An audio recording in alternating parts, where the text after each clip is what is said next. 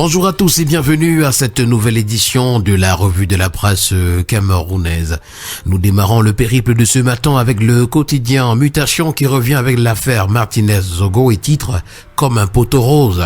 Le témoignage tranché de l'agent de renseignement Alan Ekassi qui indexe l'ex-maire de Bibé, Martin Savom, et confesse n'avoir jamais eu de contact avec la DGRE, va éclairer les prochaines audiences prévues les 15 et 16 décembre prochains, nous renseigne ce matin le quotidien à sa page 5. En petite une, mutation parle d'usine de transformation, c'est Dimaco qui parie sur le cacao. Affaire Tolcam, des négociations en cours et puis intelligence artificielle, ces métiers impactés nous sont présentés ce matin dans les colonnes du journal. La nouvelle expression, pour sa part, s'intéresse aux législatives ainsi qu'aux municipales et c'est Elecam qui veut des réformes. Selon l'organe chargé de l'organisation des élections, ces réformes devraient améliorer le processus électoral. Mais tout dépend du bon vouloir d'Etoudi. C'est à retrouver ce matin à la page 2 du journal. En petite une, Dr Abel Eyinga, condamné pour sa candidature contre Aïdio, 10 décembre 1948, la Déclaration universelle des droits de l'homme, Cannes 2025, quand la FIFA lèse les Africains, et puis à Damawa, pénurie de tests du VIH-Sida. Cameroun Tribune, le quotidien à capitaux public ce matin parle de la participation féminine en politique et nous renseigne que les femmes veulent une loi. Organisée au sein d'un réseau, les élus du Parlement ont fustigé hier les violences dont elles sont sujettes et qui les empêchent d'être plus nombreuses dans le milieu. C'était à l'Assemblée nationale, dans le cadre d'un échange auquel ont pris part le ministre de la Promotion de la Femme et de la Famille, Marie-Thérèse Abena-Ondoa et la représentante résidente d'ONU Femmes, Marie-Pierre Raki-Chopin. Nous poursuivons ce matin avec le quotidien bleu Le Jour qui parle de 9 mois sans électricité et ce sont les populations de Moutenguéné qui sont dans la rue. Les populations de cette localité de la région du sud-ouest ont interrompu la circulation hier mardi pour protester contre la société de fourniture du service d'électricité.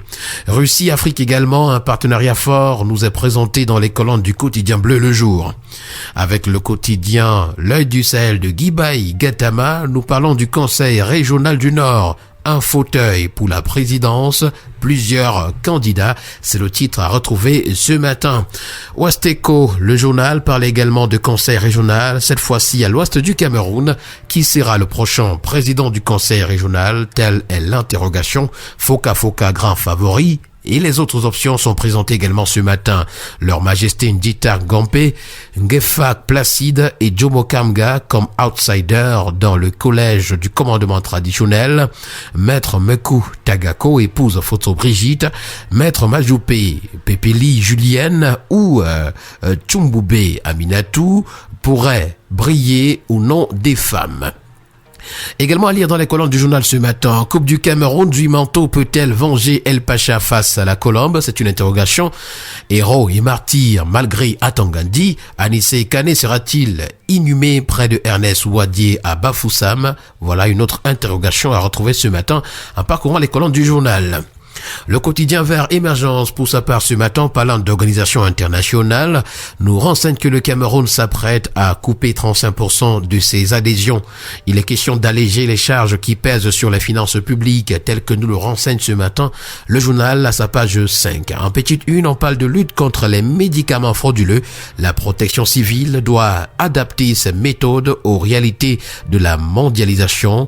C'est Pierre Mwagae Saba, qui est expert en sécurité et protection civile, qui se penche ainsi sur ce phénomène qui constitue une bombe sociale et propose des solutions ce matin à la page 10 du journal.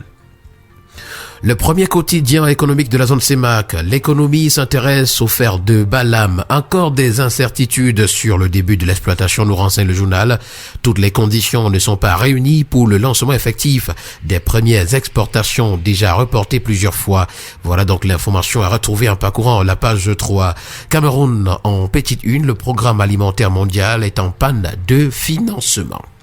Le tri hebdomadaire, la météo nous conduit à la DGSN et si l'incendie était prémédité? Le feu qui a consumé dans la nuit du 7 au 8 décembre certains bureaux du secrétariat général s'apparente à une manœuvre bien pensée, nous renseigne ce matin à la page 3 le journal. Le journal L'Action du Rassemblement démocratique du peuple camerounais nous fait savoir ce matin qu'il n'y a pas de répit pour le RDPC après la présidentielle et la régionale. Et un prélude aux élections législatives et municipales, le parti du président Paul Biya reste au four et au moulin pour préparer ce double scrutin prévu en 2026. À la grande une du quotidien, le quotidien ce matin, s'agissant de l'incident de Menganga, il y a eu 0 mort. Alors que certains acteurs bien identifiés agitent l'opinion avec des informations erronées sur l'incident de Menganga, certaines informations recoupées sur le terrain font état de ce que l'opération menée par la gendarmerie nationale visant à dégager la zone de paralysie du trafic sur l'axe Menganga-Garoua-Boulaye et rétablir la circulation n'a causé aucune perte en vies humaines. Le quotidien Info Matin, pour sa part, ce jour s'intéresse à l'ART où le conseil d'administration a adopté le budget 2026. Le quotidien d'information générale et d'enquête, Le Témoin, parle de finances publiques. L'information rendue par Le Témoin nous fait savoir que les douanes se dotent du siège le plus moderne de la décennie. En savoir davantage, c'est parcourir les colonnes du journal. Avec le quotidien Le Citoyen, on parle de la coopération entre le Cameroun et le PNUD. C'est l'impulsion pour les femmes qui nous a présenté ce matin. Le MINMESA et le PNUD ont tenu une rencontre stratégique à Yaoundé pour harmoniser leurs actions en faveur de l'égalité du genre et renforcer l'entrepreneuriat féminin dans la future stratégie. Nous allons terminer en santé avec notamment le quotidien de la santé Éco-Santé qui parle de violences basées sur le genre et c'est plus de 1500 survivantes accompagnées.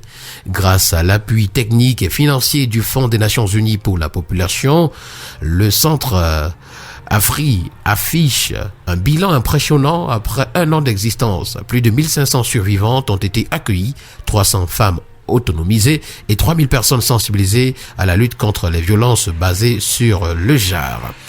Et voilà, mesdames et messieurs, qui a permis de mettre en terme à cette autre sortie de la revue de la presse camerounaise. Merci à vous, mesdames et messieurs, d'avoir été des nôtres ce matin. Le plaisir a été également le nôtre de vous servir de cette manière.